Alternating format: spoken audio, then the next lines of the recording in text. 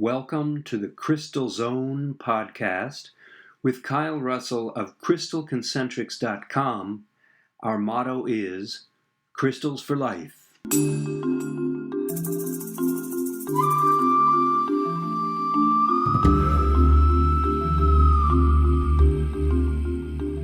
You're in tune to the Crystal Zone podcast, and we're just taking a moment now to share a word from our partners, people who make this show possible and who might be able to help you in some way. Hi, I'm Nina Manelson, and this is a message for you if you're a woman over 40 who has been on and off diets for at least 10 years. I'm a nutrition and body relationship therapist, and I help women feel truly at home in their body. I work with smart women who already have so much information about what they should or shouldn't do to care for themselves, but still feel like they're at war with their body and food.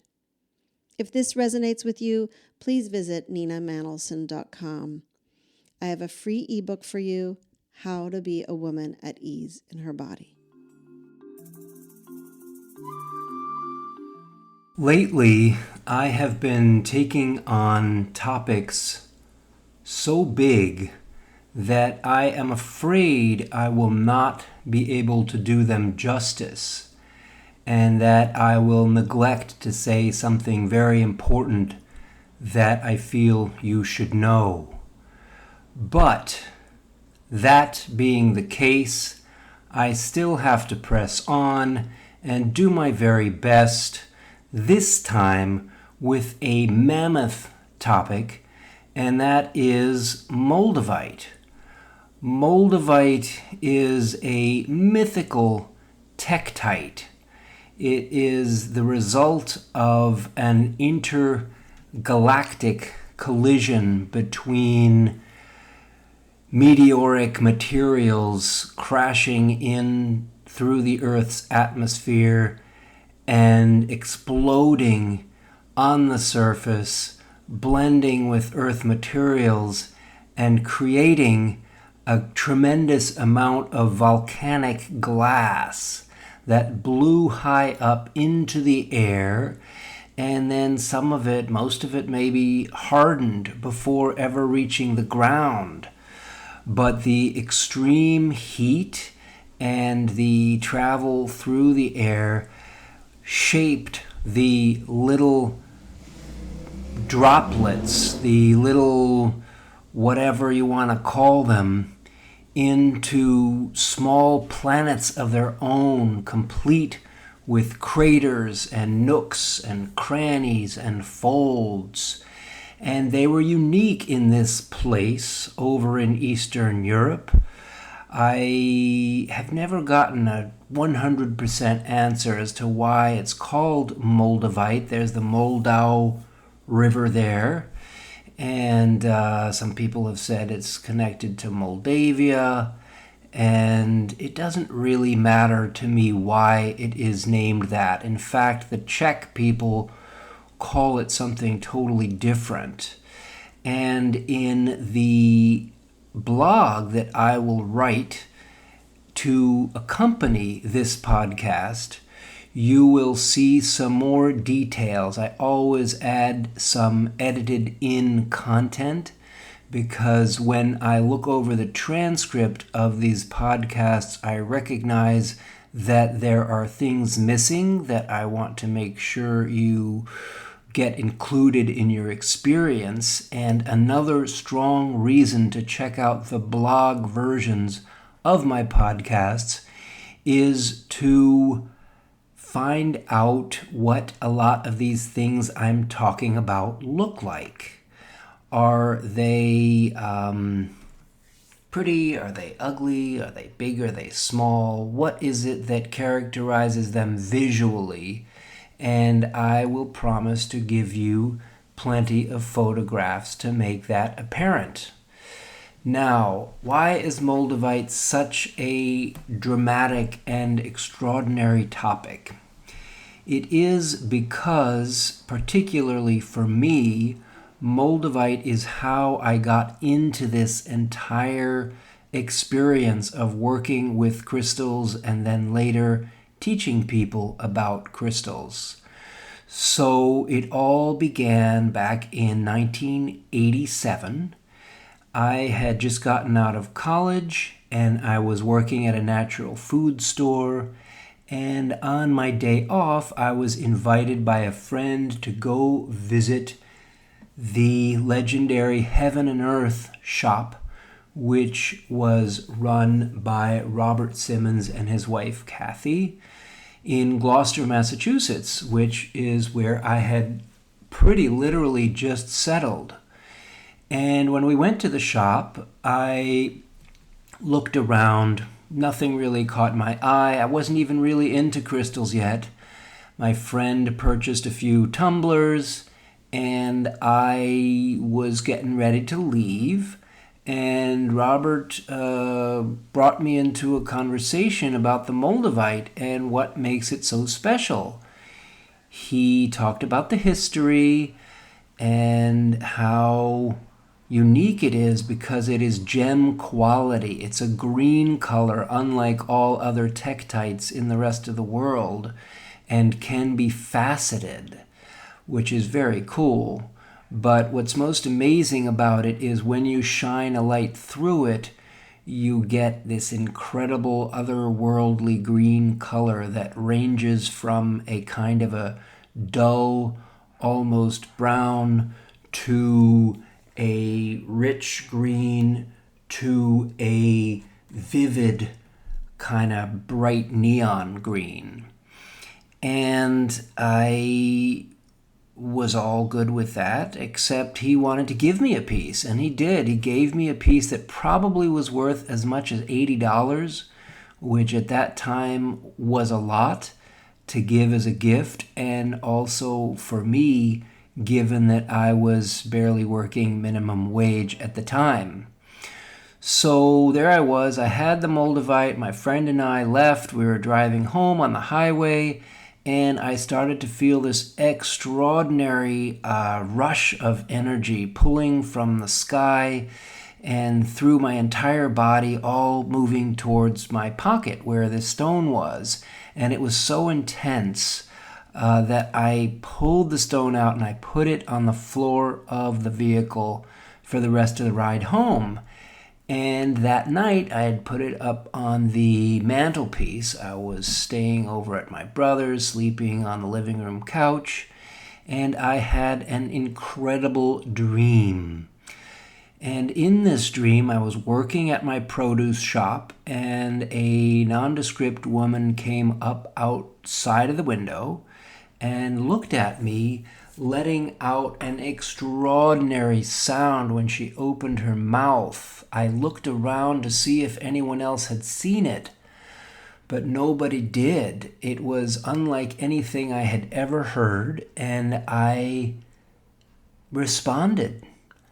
I spoke back to her in this language, whatever it was, and it was so intense that I woke right up, sat bolt upright, and looked up directly at the Moldavite, which was on the mantelpiece. And what I realized was that there had been a conversation, an important communication, in which she had said, basically the mothership is overhead, you can come home now. And I responded to her, no, I'm not going, I've been here too long.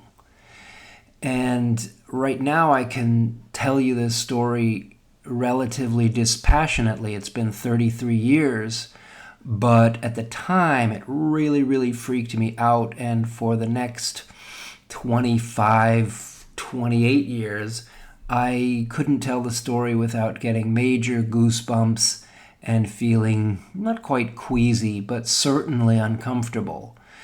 And I went on from that night to have a couple of other visions or experiences.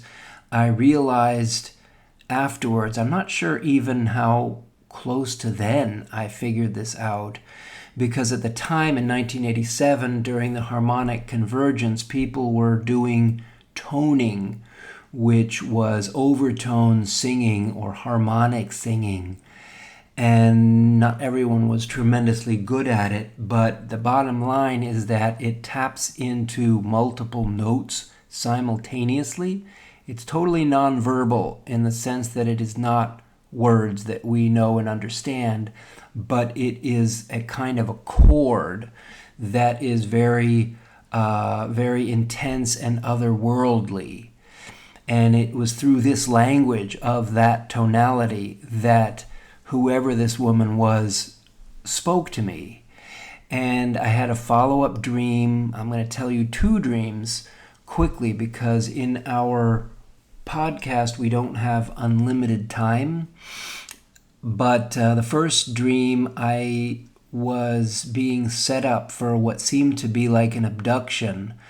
A well-dressed man in a suit had contacted me and arranged for me to meet him for a job interview, but told me explicitly not to tell anyone else about it so that I would be completely alone when we met up. And needless to say, I said no to that. And then in the third dream, I was in a cathedral, which I have since learned is the is it Gaudi? Excuse my ignorance not to have it on the tip of my brain. In Barcelona, Spain, the enormous and very abstract kind of surreal cathedral, which was built in the, I guess, 30s or 40s. I was in that cathedral with a woman friend of mine, and the organs started to all play this harmonic tone simultaneously. It was much bigger, much more ominous than anything I had heard before. And we ran out of the building because I told her that the building itself was going to deconstruct, basically dematerialize, sort of explode. But whatever it was not a good thing, and we were going to be going with it if we didn't get out. And we did get out, fortunately. So, there you have it. My Moldavite story, my breakthrough ultimate download. Why was it a download? Because within, say, 2 weeks of it happening, I suddenly knew all kinds of information about the crystals. I had eschewed Moldavite itself and would probably not touch it, barely look at it for another 20 years until I had really gotten back into the business so much that it was sort of dumb of me not to have it around.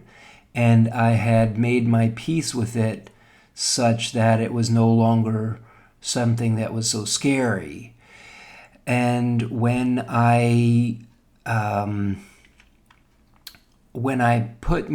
got rid of the Moldavite, and I don't know if I actually put it out of my life immediately, I ended up giving it to this woman who was actually kind of sickly herself and kind of on the other side of the veil halfway.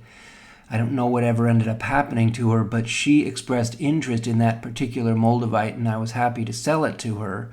She was also important because she had introduced me to my first independent retail position as a manager of a store. And so that year was powerful because it saw me leave retail working for someone else and move into retail working for myself. It saw me jolted into a real and tangible experience of what I call geosentience, where you are able to feel the energy of stones. And it gave me a huge amount of knowledge about what each of many stones were there in order to do something to and for us. And of course, it's taken me many years since then to systematize that, and I've come up with my 10 energy zone system, and I'm working on a book to convey that knowledge to you. But in the meantime, what had happened was such a transformation for me that I directly attribute to the Moldavite experience. And since this podcast is about more than just my Moldavite experience, it's designed to give you a little bit of a sense not only of what Moldavite has been to me, but what it could be for you. There are books out there, there are groups on social media, and there are numerous stories telling you what others have gone through by having been exposed to Moldavite, and a lot of it is mind-blowing. Some of it is extraterrestrially oriented. A lot of people say that their lives have been changed. And for me, the experience of Moldavite is something that I originally attributed to the source energy zone. And you'll learn more about that if you read my book or if you check out my blogs, my website, crystalconcentrics.com.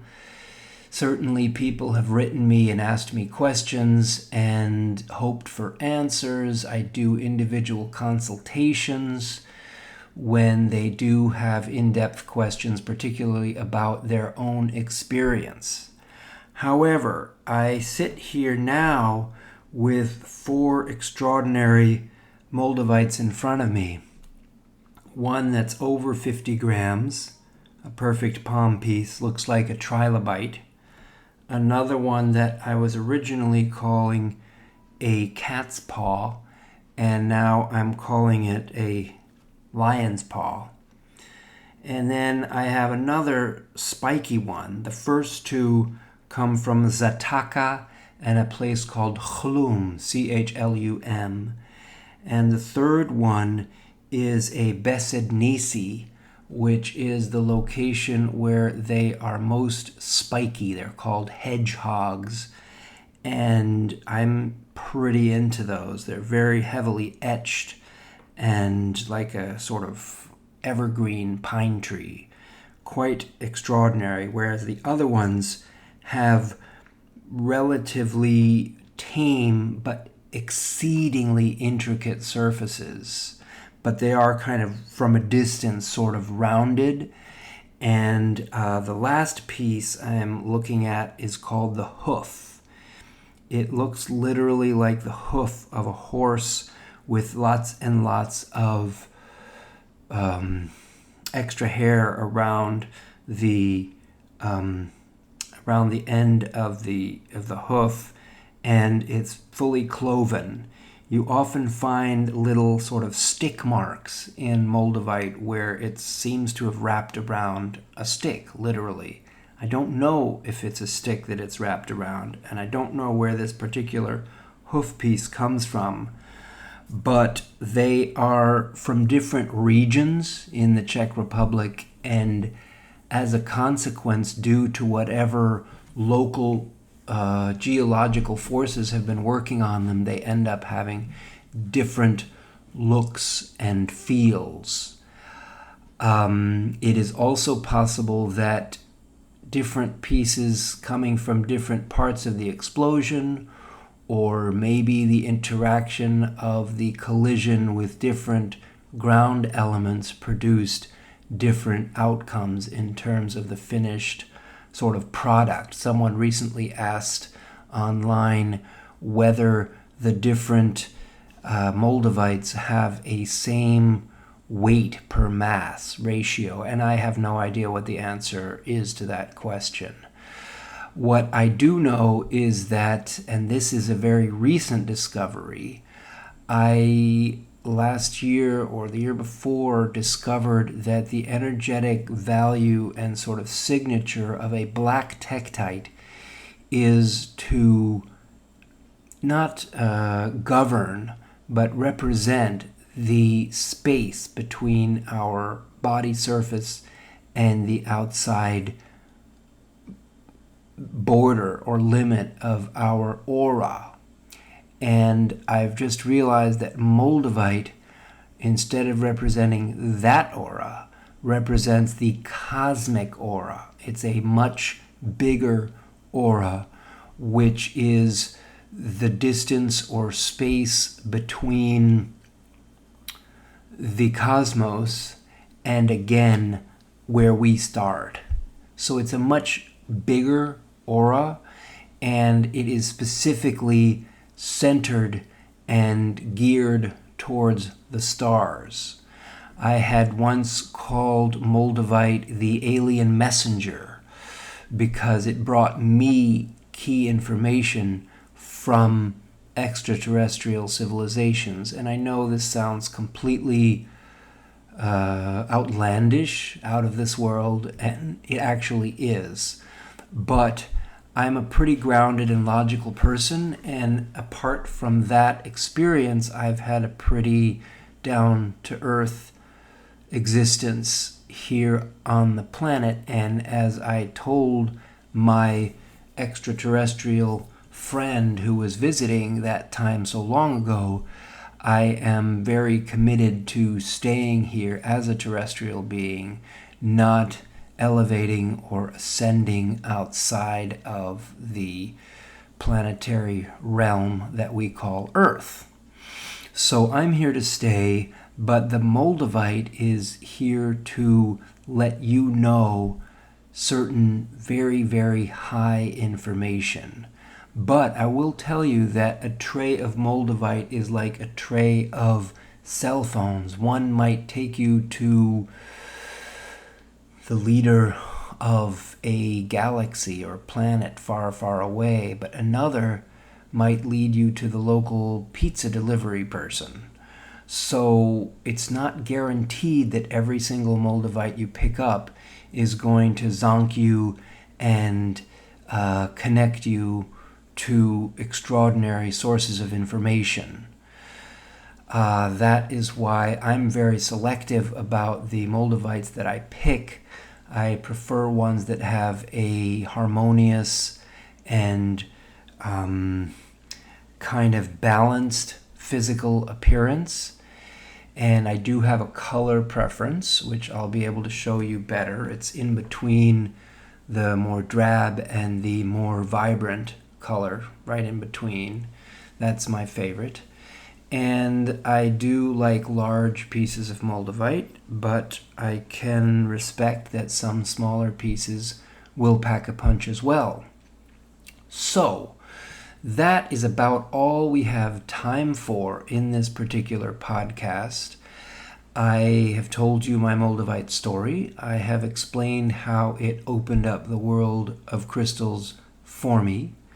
I have identified some of the different key types of Moldavite, and I have explained how it can act as a messenger, but also as a kind of almost infinite medium through which intergalactic communications can be made. And as such, that makes it almost a channel stone rather than a source stone. But I'm undecided as to whether I should switch it over to channel or leave it as a source stone. Certainly you will have questions. Certainly I will have left something out, and I will look forward to your feedback so that I can add, especially in my blog, which is editable and expandable.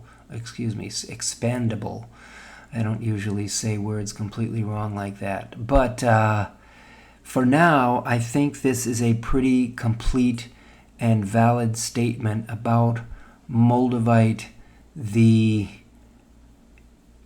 material, the stone, the tektite.